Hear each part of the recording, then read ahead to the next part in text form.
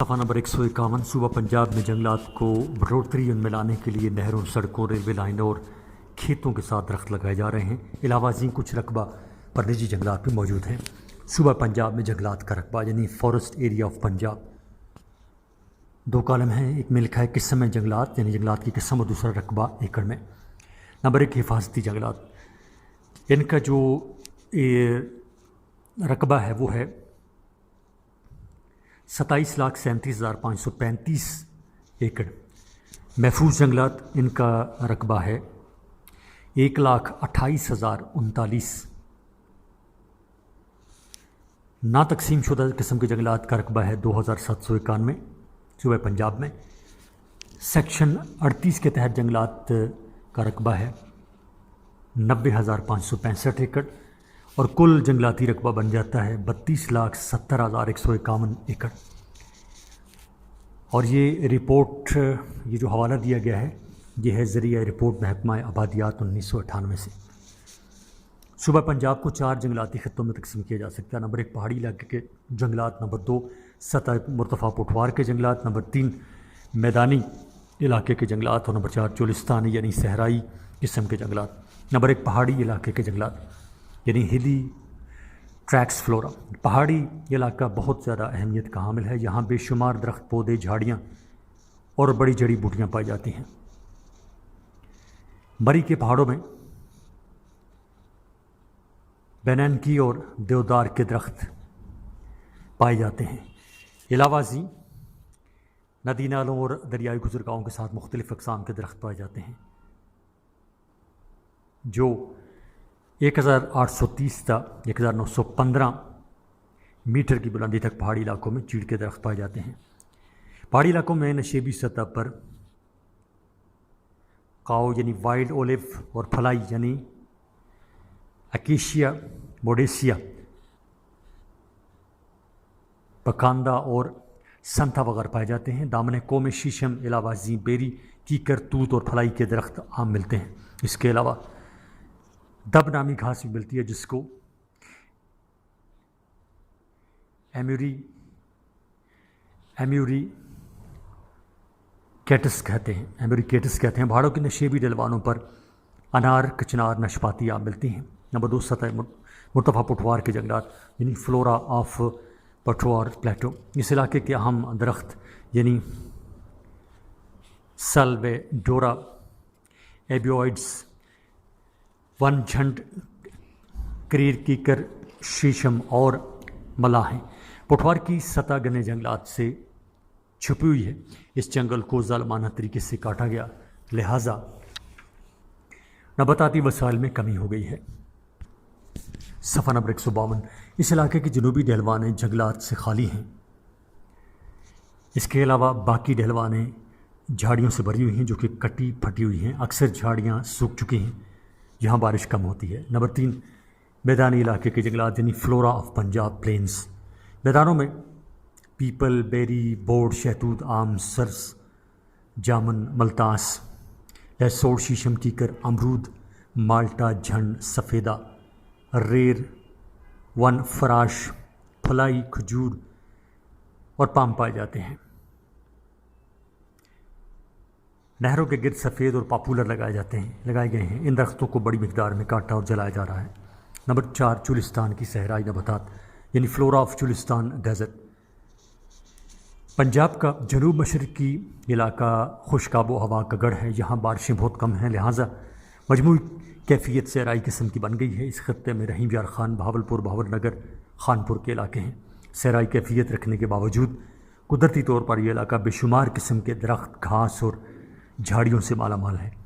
चुलिस्तान की मकामी नबातात अपनी मिसाल आप हैं। इस इलाके के फूलदार पौधे अपनी मिसाल आप हैं। इस इलाके का अहम पौधा झंड है।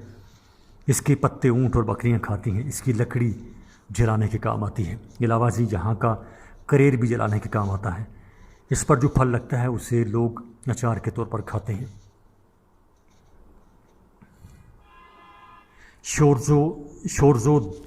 शोरज़दा ज़मीन में वन का दरख्त आम दिखाई देता है। इस इलाके की कांटेदार झाड़ियों में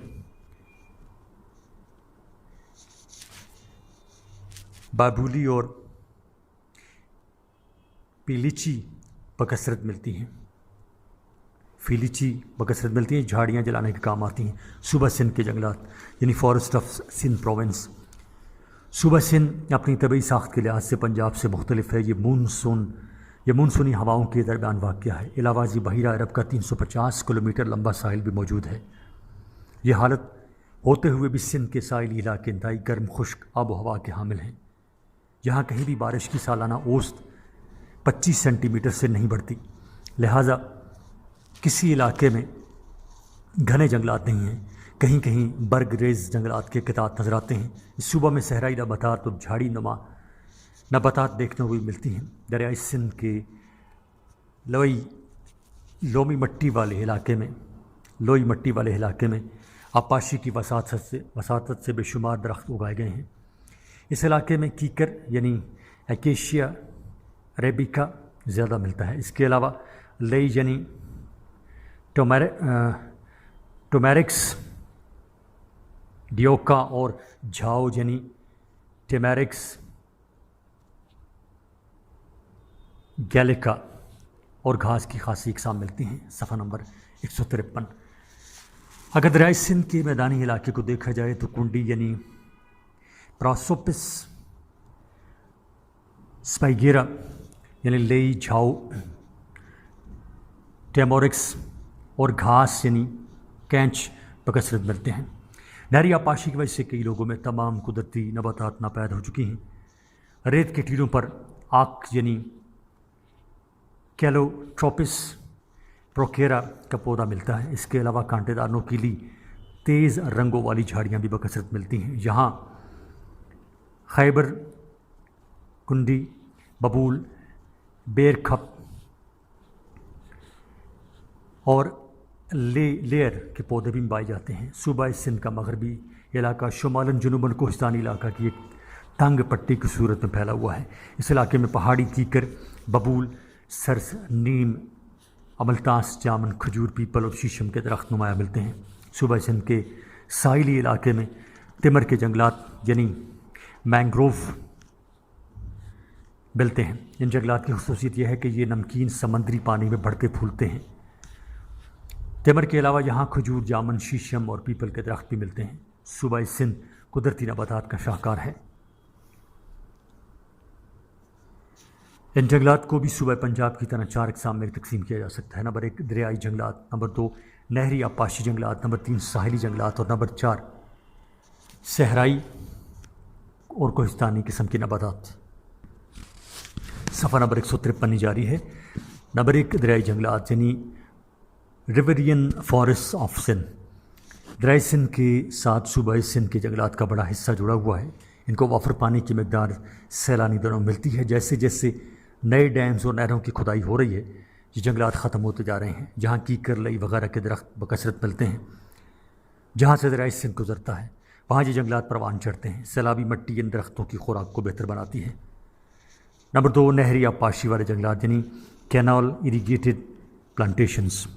صوبہ سندھ میں آج جہاں نہریں بہتی ہیں، کسی زمانے میں وہاں دریاؤں کی گزرگاہ ہوا کرتی تھی، لہٰذا یہ درخت پہلے کے تھے۔ بعد ازاں ان کو مربوط نہری نظام کے ذریعے سیراب کرنے کا عمل شروع ہوا۔ تقریباً ان جنگلات کا رقبہ 2,15,010 ایکڑز ہے۔ ان درختوں میں ان درختوں میں 2,15,010 ایکڑز ہے۔ ان درختوں میں شیشم، کیکر اور سنبل اقتصادی اہمیت کے عامل ہیں۔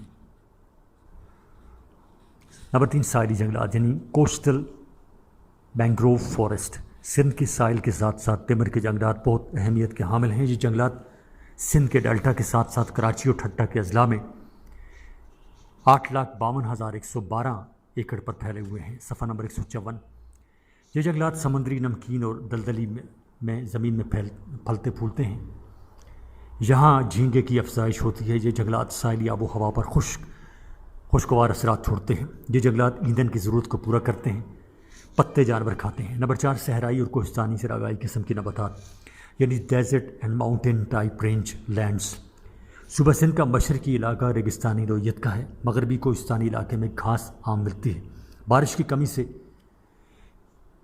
کمی کے باعث نباتات کی مقدار گھٹتی بڑھتی رہتی ہے۔ یہاں کانٹے دار جھاڑیاں اور گھاس اگتی ہے۔ اس علاقے کے درختوں میں آک، کنڈی، کیکر، بیری، کومباٹ، پھوگ، کاکا، بہارو اور خابار وغیرہ ملتے ہیں۔ صوبہ سندھ کی چراگاہوں میں لاکھوں جانور چرتے ہیں۔ کم بارش کی وجہ سے اب یہ چراگاہیں دم توڑ چکی ہیں۔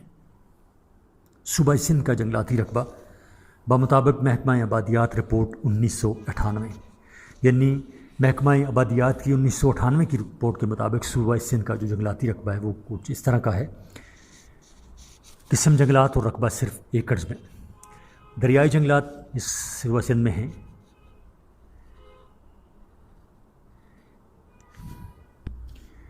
6,17,544.72 ایکڑز میں۔ نہری آبپاشی والے جنگلات ہیں 2,15,010.59 ایکڑ میں۔ چراگاہوں کا علاقہ ہے 1,83,353.73 ایکڑز میں۔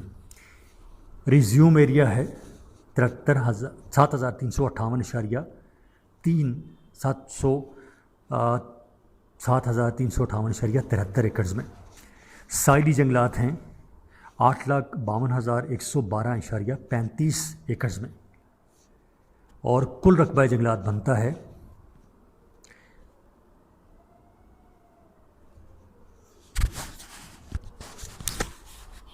2,87,528.11 ایکڑز۔ نمبر 3، صوبہ بلوچستان کے جنگلات یعنی فارسٹ آف بلوچستان۔ بلوچستان کا علاقہ گرم خشک آب و ہوا کا حامل ہے۔ بارش کی مقدار بھی کم ہے، طبعی ساخت بھی کٹی پھٹی ہے۔ جنگلات سے بلوچستان کو معاشی انکم یعنی آمدنی اس کی نہیں ہوتی۔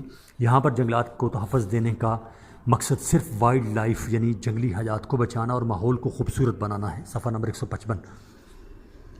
وڈیروں نے جنگلات کو شکارگاہیں بنا رکھا ہے۔ بلوچستان کے کل رقبے کا 2% حصہ جنگلات پر محیط ہے۔ جنگلاتی رقبہ 1.106 بلین ہیکٹر ہے۔ یہاں نوکدار سدا بہار جنگلات، دریائی بیلے کے جنگلات، آبپاشی کے ذریعے تیار کیے گئے جنگلات اور تھوڑے سے ساحلی جنگلات بھی موجود ہیں۔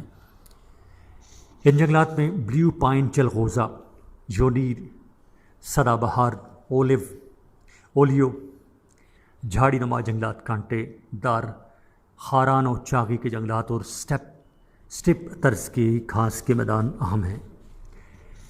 سٹپ یعنی STEPPE، سٹپ۔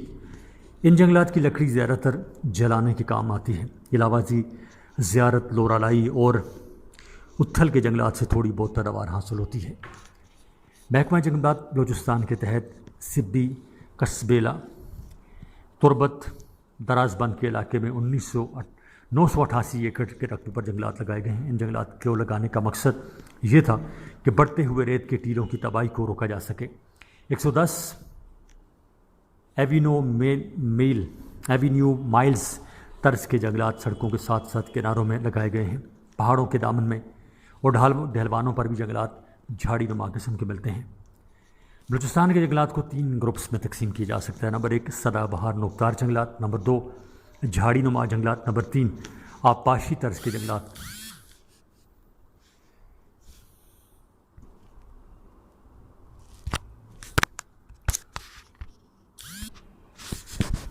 بلوچستان کے جنگلات کو 3 گروپس میں تقسیم کیا جا سکتا ہے۔ نمبر 1، سدا بہار نوکدار جنگلات۔ 2، جھاڑی نما جنگلات۔ 3،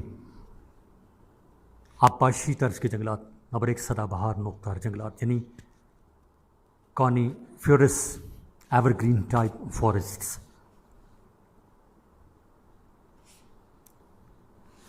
اس قسم کے درخت بلوچستان میں 1500 تا 3500 میٹر کے بلند پہاڑی علاقوں میں پائے جاتے ہیں۔ ان جنگلات میں پائنس ویلیچینس، پائنس گیرور، ایسیلیسا اور چلغوزے کے جنگلات شامل ہیں۔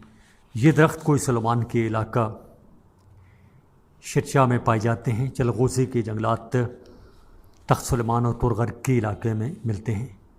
تورغر کے چلغوزہ بیرونی ممالک کو بھی بھیجا جاتا ہے۔ یہ ایک نفع آور ڈرائی فروٹ ہے۔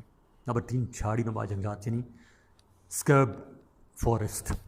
یہ جنگلات پودوں کی شکل میں 500 تا 1500 میٹر کی بلندی تک پائے جاتے ہیں۔ یہ ماحول کی مناسبت کے ساتھ ملتے ہیں۔ صفحہ نمبر 156۔ اس کی 7 اقسام ہیں۔ نمبر 1 خشک معتدل جھاڑی نما جنگلات کوئٹہ مستونگ کلات قلعہ سیف اللہ اور پشین کے علاقے میں پائے جاتے ہیں۔ یہ جنگلات شنگار اور زیارت میں پہاڑی ڈھلوانوں پر پائے جاتے ہیں۔ نمبر 2 گرم خشک نیم استوائی قسم کے جنگلات چاغی خاران مکران قلات اور لسبیلا کے علاقے میں پائے جاتے ہیں۔ ان کی بلندی 400 فٹ ہے۔ نمبر 3 دریائی جنگلات سبی اور لسبیلا کے سیلابی نالوں میں پائے جاتے ہیں۔ 4 ساحلی یعنی تمر کے جنگلات مکران کے ساحل کے ساتھ پائے جاتے ہیں۔ یہاں جھینگے کی پرورش کی جاتی ہے۔ نباتات میں ایویسینا کے درخت ملتے ہیں۔ 5 خشک نیم استوائی چوڑے پتوں والے برگریز جنگلات کوہ سلیمان کے نشیبی ڈھلوانوں پر پائے جاتے ہیں۔ ان جنگلات میں جنگلی زیتون اور جنگلی پستہ کے درخت نمایاں ہیں۔ 6 مستوائی کانٹے دار جنگلات نوکنڈی کے گرم خشک علاقے میں پروان چڑھتے ہیں۔ 7 نیم مستوائی صحرائی قسم کی نباتات بلوچستان میں 1500 تا 3500 فٹ بلندی پہاڑی پر ڈھلوانوں پر پائے جاتے ہیں۔ اس قسم کے جنگلات زرخیز وادیوں اور برساتی نالوں کے ساتھ بھی ملتے ہیں۔ ساحل مکران پنجگور اور کلات کچھ علاقوں میں ایسے جنگلات ملتے ہیں۔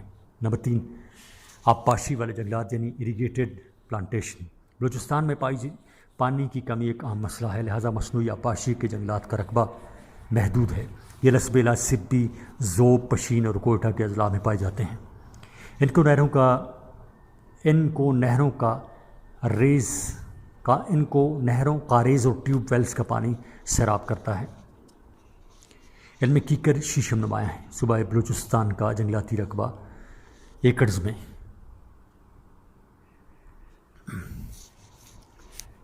جنگلات کی قسم میں پہلا قسم ہے پہاڑی نوکدار سدا بہار قسم کے جنگلات۔ ان کا رقبہ ہے 13,981 ایکڑز۔ دریائی جنگلات ہیں 44,920 ایکڑز پر۔ معاف کیجیے گا، پہاڑی نوکداری سدا بہار قسم کے جنگلات کا رقبہ ہے 1,30,981 ایکڑز اور دریائی جنگلات کا رقبہ ہے 44,920 ایکڑز۔ صفحہ نمبر 157۔ آبپاشی والے جنگلات 529 ایکڑز پر محیط ہیں، پھیلے ہوئے ہیں۔ سڑکوں ریلوے کی پٹری کے کنارے جو جنگلات ہیں وہ 2000 ایکڑ پر ہیں۔ چراگاہیں 7,93,427 7,93,427 ایکڑ پر ہیں۔ ساحلی جنگلات 297 ایکڑ پر۔ جھاڑی نما جنگلات 1,38,983 ایکڑ پر اور متفرق قسم کے یعنی مختلف قسم کے جنگلات جو ہیں وہ ہیں 19,909 ایکڑ پر۔ نمبر 4 صوبہ خیبر پختونخوا کے جنگلات کا مختصر جائزہ۔ صوبہ سرحد دوسرے صوبوں کی نسبت زیادہ جنگلاتی دولت سے مالا مال ہے۔ اس کے کل رقبہ کے 17% حصے پر جنگلات بکھرے پڑے ہیں۔ خیبر پختونخوا کی آب و ہوا جنگلات کی افزائش کے لیے سازگار ہے، لہٰذا یہاں پر جنگلات کے رقبہ کو بڑھایا جا رہا ہے۔ یہاں نوکدار جنگلات زیادہ ہیں۔ یہ جنگلات ہزارہ اور مالاکنڈ کے ڈویژنز میں پائے جاتے ہیں۔ ان علاقوں کے علاوہ خیبر پختونخوا کے دوسرے علاقوں میں جنگلات خاصی اہمیت کے حامل نہیں ہیں۔ غیر آباد علاقے جھاڑی نما پودوں سے بھرے ہوئے ہیں۔ علاوہ ازیں سڑکوں اور نہروں کے کنارے بھی جنگلات کی قطاریں ملتی ہیں۔ ان جنگلات کو بے دریغ استعمال کیا جا رہا ہے، ان سے جنگلات کا رقبہ کم ہوتا جا رہا ہے۔ یہاں کے جنگلات میں دیودار، کیل، چیڑ، برچ، اخروٹ، چلغوزہ، سنبل، پلوٹ کے درخت ملتے ہیں۔ یہ درخت بہت زیادہ کارآمد ہیں۔ علاوہ ازیں کیکریان، بیری اور جھنڈ وغیرہ کے درخت بھی ملتے ہیں۔ اس کے علاوہ قبائلی علاقے میں قرب ایجنسی میں جنگلات موجود ہیں۔ خیبر پختونخوا کے جنگلات کا رقبہ۔ حکومتی محفوظ نما جنگلات کا سلسلہ۔ جو ہے وہ ہے 97,884 ایکڑز پر۔ حفاظتی قسم کے جنگلات کا رقبہ جو ہے وہ ہے 5,19,227 ایکڑز پر۔ ان کلاسڈ قسم کے جنگلات کا رقبہ ہے 20,100 ایکڑز پر۔ ریزیومڈ ٹائپ جنگلات کا رقبہ ہے 10,750 ایکڑز پر۔ گزارا قسم کے جنگلات کا رقبہ ہے 3,30,514 ایکڑز پر۔ صفحہ نمبر 158۔ کمیونل قسم کے جنگلات کا رقبہ ہے 35,600 ایکڑز پر۔ سیکشن 38 کے تحت جنگلات کی قسم جو ہے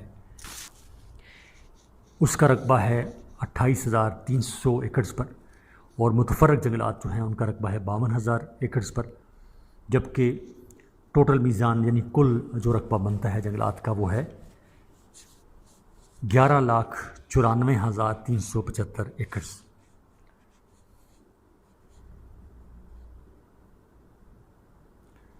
جنگلات کے فوائد، صفحہ نمبر 158۔ جنگلات کے فوائد یا معاشی ترقی میں جنگلات کی اہمیت یعنی بینیفٹس آف فارسٹس اور role of forests in economy, یعنی جنگلات قدرت کا انمول تحفہ ہیں، یہ زمین کا حسن ہے اور انسانوں کے لیے فائدے کی شے ہیں۔ ان سے ہر زیرو مستفید ہوتا ہے، ان کا ذکر قرآن پاک میں آیا ہے، لہٰذا یہ ایک انسانی ضرورت ہے۔ آج کے دور میں جنگلات کے بغیر ترقی ناممکن ہے۔ پاکستان میں جنگلات صرف 4.8% رقبے پر ہیں، مگر پھر بھی ان سے کئی اقسام کے فوائد اٹھائے جا رہے ہیں۔ نمبر 1، پاکستان کے 5 لاکھ افراد کا روزگار جنگلات سے وابستہ ہے۔ 2، جنگلات سے عمارتی لکڑی حاصل ہوتی ہے۔ 2002-03 کے عرصہ میں جنگلات سے 298.89 یعنی 7,900 مکعب میٹر عمارتی اور 490.50 مکعب میٹر جلانے والی لکڑی حاصل ہوئی۔ 3، جنگلات بھیڑ بکریوں کے لیے چراگاہ فراہم کرنے کا واحد ادارہ ہیں۔ اس وقت 30 بلین سے زائد جانور جنگلاتی چراگاہوں سے اپنی خوراک حاصل کر رہے ہیں۔ بعد ازاں انہی جانوروں کا دودھ، گوشت اور کھالیں انسانوں کو فوائد سے مستفید کرتی ہیں۔ لاکھوں لوگ ان جانوروں کو پال کر روزی کما رہے ہیں۔ 4، جنگلات صنعتوں میں خام مال کا ذریعہ ہیں۔ اس کی لکڑی سے ریل کے ڈبے، بسوں، ٹرکوں کے ڈھانچے تیار ہوتے ہیں۔ 5، فرنیچر سازی اور ماچس کی صنعت کا انحصار جنگلات پر ہے۔ 6، کاغذ سازی کی صنعت جنگلات کی مرہون منت ہے۔ کاغذ لکڑی اور مختلف نباتات کے گودے سے تیار کیا جاتا ہے۔ 5، فرنیچر سازی اور ماچس کی صنعت کا انحصار جنگلات پر ہے۔ 6، کاغذ سازی کی صنعت جنگلات کی مرہون منت ہے۔ کاغذ لکڑی اور مختلف نباتات کے گودے سے تیار کیا جاتا ہے۔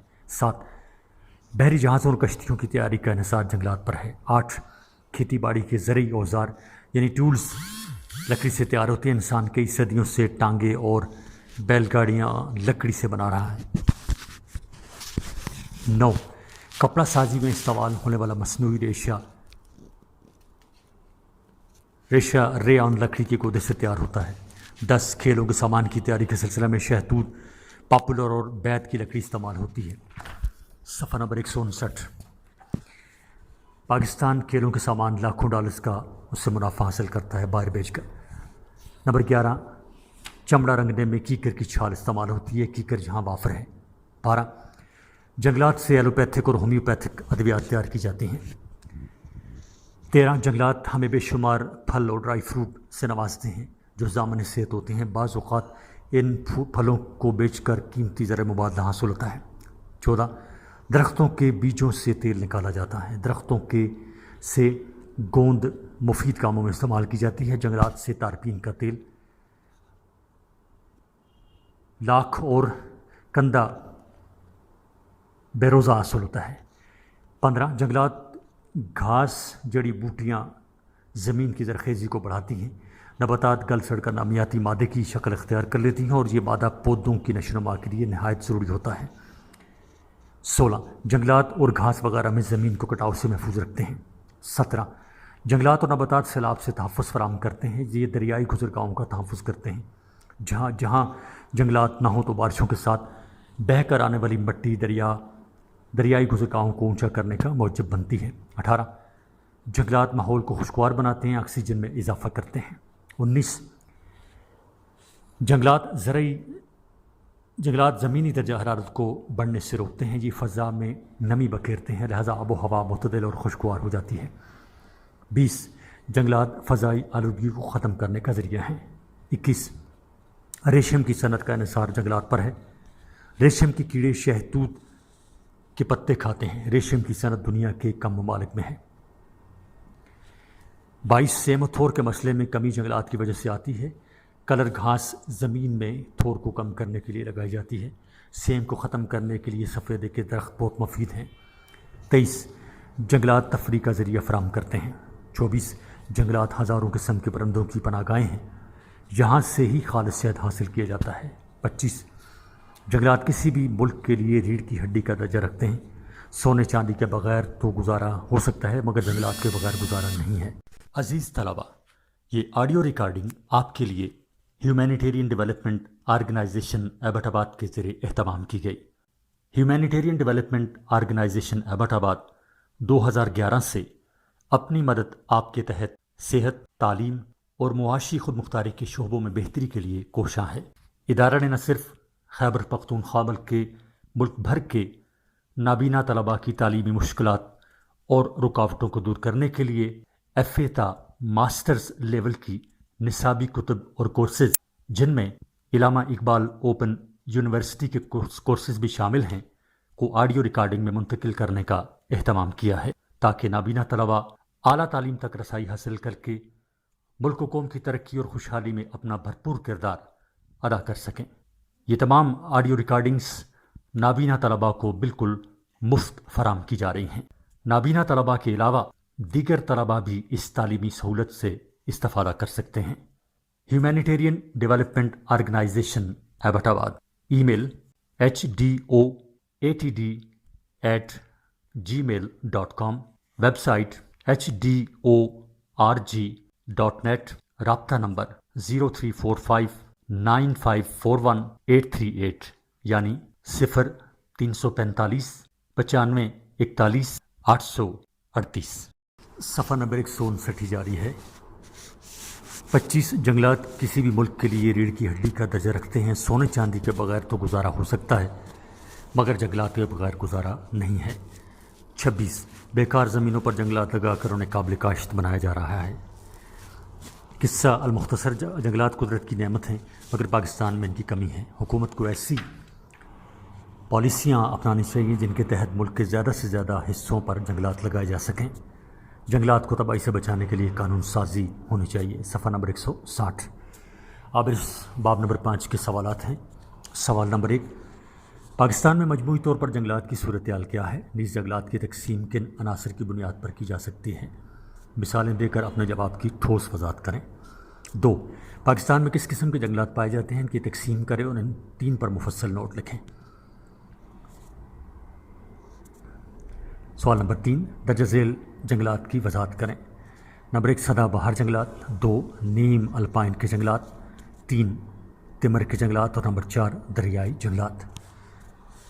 سوال نمبر 4، پاکستان کے جنگلی وسائل اور پیداوار پر ایک نوٹ لکھیں۔ سوال نمبر 5، پاکستان کو صوبوں کے اعتبار سے جنگلات میں تقسیم کریں اور ہر ایک کا جامع حال بیان کریں۔ نیز ان جنگلات کے درختوں کے نام اور خوبیاں بیان کریں۔ جہاں ممکن ہو اپنے جواب کی وضاحت نقشہ سے کریں۔ 6، سوال نمبر 6، جنگلات کے فوائد اور ان کا معاشی ترقی میں کیا کردار ہے؟ کم از کم 15 پوائنٹس تحریر کریں۔ 7، سوال نمبر 7، خیبر پختونخوا کے جنگلات کو پاکستان کے جنگلات میں بہت زیادہ اہمیت حاصل ہے، اس کی کیا وجہ ہے؟ نیز یہاں پائے جانے والے جنگلات کی خصوصیات بیان کریں۔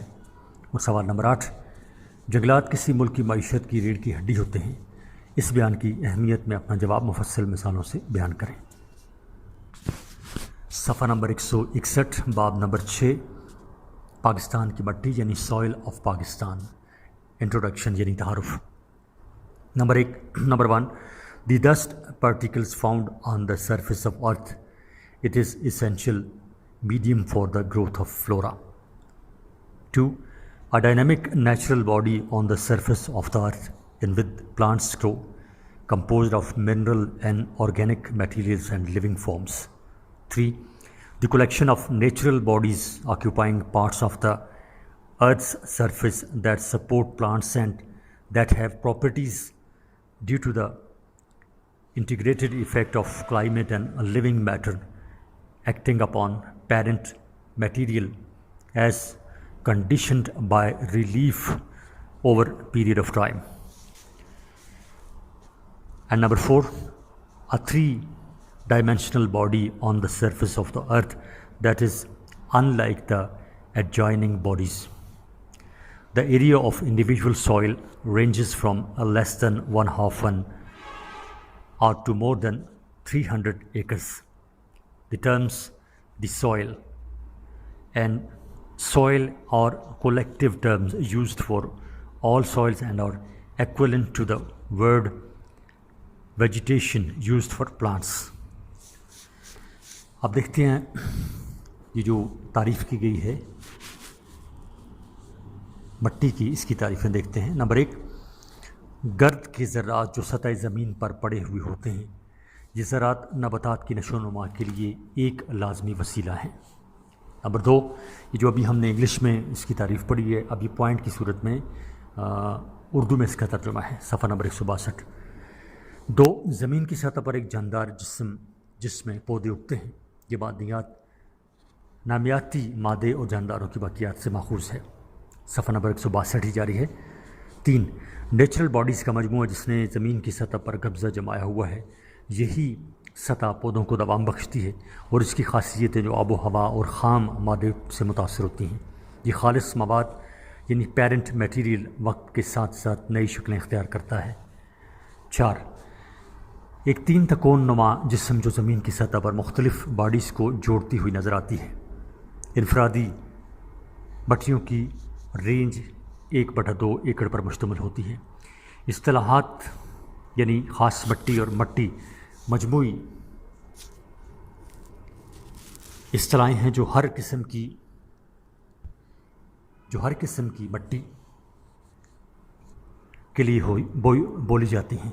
यह इनसे मुराद ऐसी मट्टी है जो नबातात और पौधों के लिए हो। आसान ज़बान में हम मट्टी को ज़मीन की बालाई तह करार दे सकते हैं जहाँ पौधे नशोनुमा पाते हैं। ये तय नामियाती मादे और चटाई अज्जा से बनी है, लिहाजा ये मट्टी तबई फरसूदगी या कीमियाई फरसूदगी की बदौलत टूट कर जमा होती रहती है।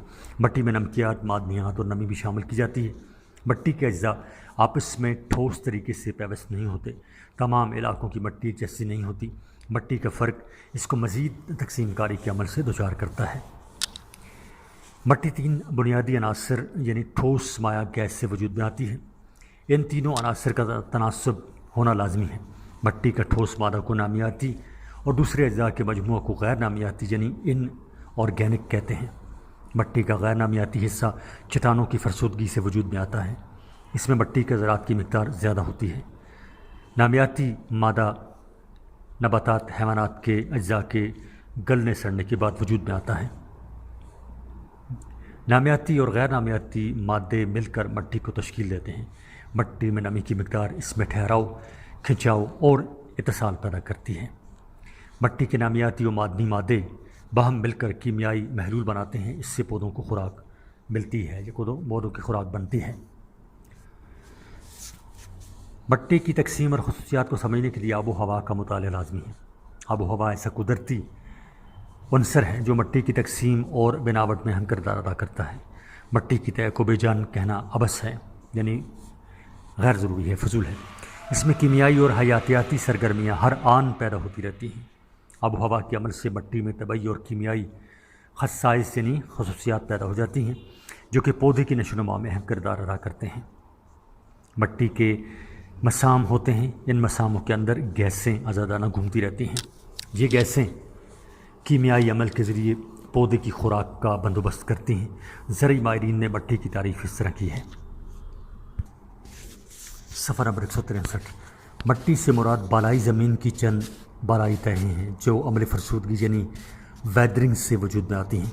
इसमें पौधे नशोनुमा पाते हैं। माहिरीन अर्ज़ियात यानी जियोलॉजिस्ट के नज़दीक अमल फरसूदगी से वजूद में आने वाला सारा मादा मट्टी के ज़ुमरे में आता है।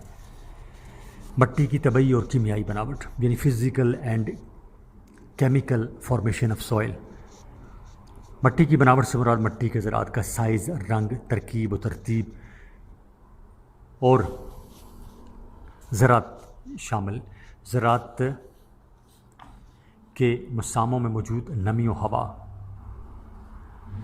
مٹی کی خاصیت، تیزابی یا اساسی اور تہوں کی ترتیب ہے۔ یہ وہ عناصر ہیں جو مٹی کی طبعی اور کیمیائی ساخت کو تشکیل دیتے ہیں۔ ان عوامل کا مختصر ترین حال درج ذیل ہے۔ نمبر 1، مٹی کا رنگ یعنی کلر آف سوئل۔ مٹی کے رنگ سے اس کی خاصیت کا پتہ چلتا ہے کہ وہ کیسے وجود میں آئی۔ مٹی کی تہوں کی شناخت مٹی کے رنگ سے ہوتی ہے۔ کالا رنگ مٹی میں موجود نامیاتی مادے کی مقدار کو ظاہر کرتا ہے۔ مٹی کا سرخ رنگ ایک دھات یعنی ہیماٹائٹ Fe2O3 کی مقدار کو ظاہر کرتا ہے۔ نمبر 2، مٹی کے زراعت کا سائز یعنی سوئل ٹیکسچر۔ مٹی کی بناوٹ کا انحصار اس کے زراعت پر ہوتا ہے۔ مٹی میں موجود کثافتیں یعنی پراپرٹیز مختلف زراعت کی مقدار کا مجموعہ ہوتی ہیں، لہٰذا اس وجہ سے اس کے سائز میں فرق آنا شروع ہو جاتا ہے۔ ریت، سیلٹ اور چکنی مٹی کے مجموعوں کو بھل یا قولوم کہا جاتا ہے۔ لوی مٹی میں ریت کا 65%، سیلٹ 20% اور چکنی مٹی کے 15% زراعت ہوتے ہیں، جبکہ اس کے برعکس چکنی، لومی اور مٹی میں لوم کلے یعنی 33.50%، ریت 33.50%، سیلٹ اور 33.50% چکنی مٹی ہوتی ہے۔ مٹی کے ذرے بڑی اہمیت کے حامل ہیں۔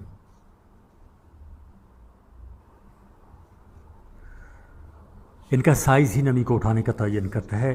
ریتلی مٹی میں پانی تیزی سے جذب ہوتا ہے اور پانی گہرائی تک چلا جاتا ہے۔ چکنی مٹی کے ذرات باریک ہوتے ہیں، باریک ہونے کی وجہ سے مسام کم ہو جاتے ہیں، لہٰذا اس میں پانی جلدی جذب نہیں ہوتا۔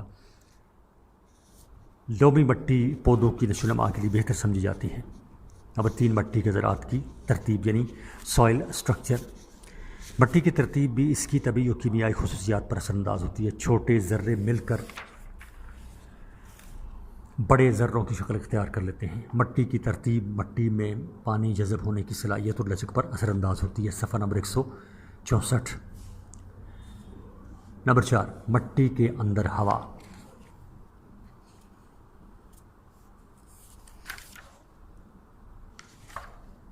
مٹی کے مسام ہوتے ہیں، ان میں پانی یا ہوا بھری ہوتی ہے۔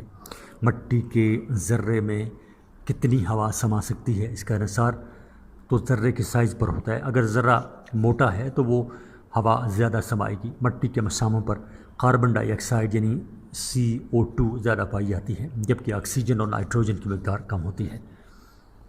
نمبر 5، مٹی کے اندر پانی یعنی سوئل واٹر۔ مٹی کے اندر پانی کی مقدار بر وقت موجود رہتی ہے۔ یہ مقدار مستقل بھی ہوتی ہے اور آب و ہوا کی وجہ سے گھٹتی بڑھتی رہتی ہے۔ مٹی میں پانی کی موجودگی ایک پیچیدہ کیمیائی عمل کو ظاہر کرتی ہے۔ مٹی کے اندر مسام ہوتے ہیں جو نمی اور ہوا کو جذب اور خارج کرتے رہتے ہیں۔ پانی کے عمل سے مٹی کے اندر مختلف اقسام کے محلولات بنتے ہیں۔ یہ محلولات bicarbonate, sulphate, chlorides, nitrous, phosphates, calcium, magnesium, potassium, sodium اور آئرن کے معدنی اجزاء پر مشتمل ہوتے ہیں۔ مٹی کے اندر پانی کی قدرتی مخصوص موجودگی مٹی کو زرخیز بنانے کا موجب بنتی ہے۔ نمبر 6، مٹی کی تیزابی اور اساسی خصوصیات یعنی soil activity, soil acidity and alkalinity, pH value.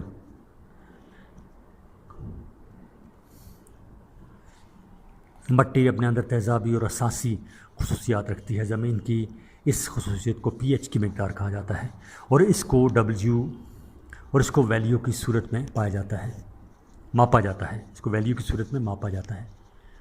اگر pH کی مقدار 4 تا 7 کے درمیان ہو تو مٹی تیزابی خصوصیات کی حامل ہوگی، اور اگر pH کی مقدار 7 تا 11 تک بڑھ جائے تو یہ خصوصیت اساسی قرار پائے گی۔ اگر pH کی ویلیو 7 ہو تو ایسی مٹی نیوٹرل کہلاتی ہے۔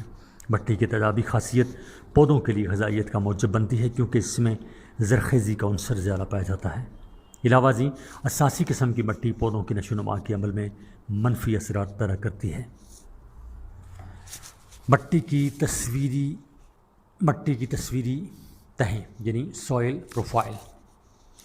مٹی کی اپنی ایک قدرتی ترکیب ہے، یہ تہوں کی شکل میں پائی جاتی ہے۔ ان تہوں میں مٹی کے معدنی ذرات اور نامیاتی مادے پائے جاتے ہیں، یعنی زمین کی اوپر والی سطح کی مٹی اور زمین کے بتدریج نیچے آنے والی مٹی کی بناوٹ، سائز اور رنگ میں فرق پایا جاتا ہے۔ اس کی تعریف اس طرح کی جا سکتی ہے، صفحہ نمبر 165، کہ soil profile means vertical cross section of soil that displays the various horizons of soil layers that characterize it, used for classification.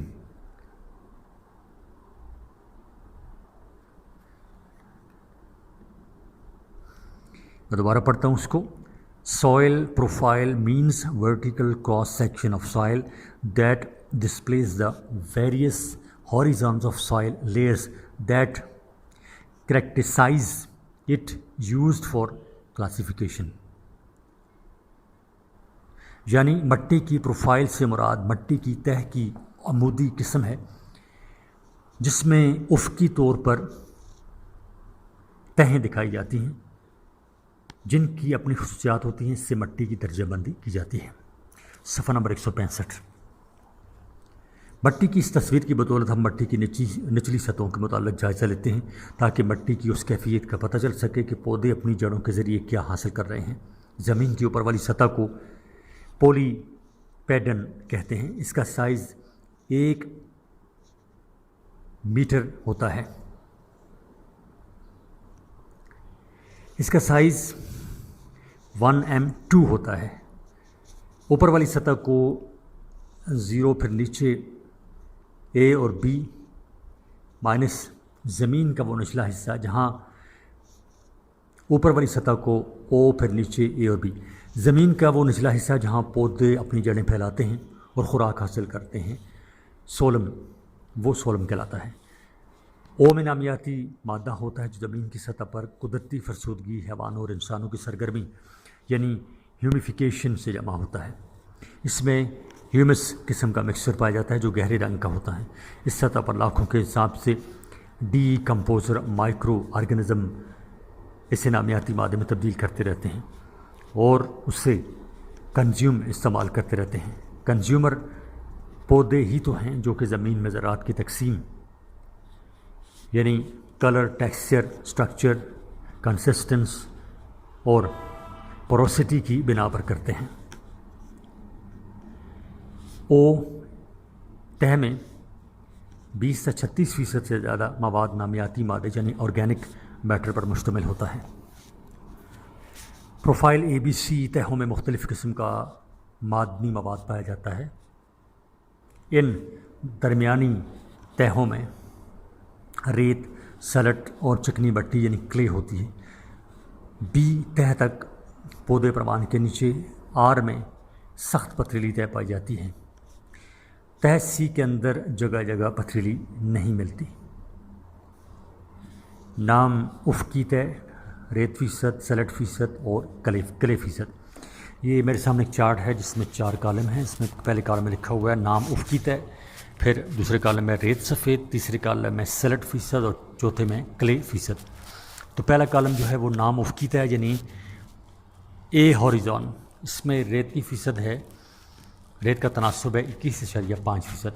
سلٹ کا جو تناسب ہے وہ ہے 63.4%، اور کلے جو ہے اس کا تناسب ہے 15.0%۔ B ہاریزون، اس کی ریت کا جو فیصد ہے وہ ہے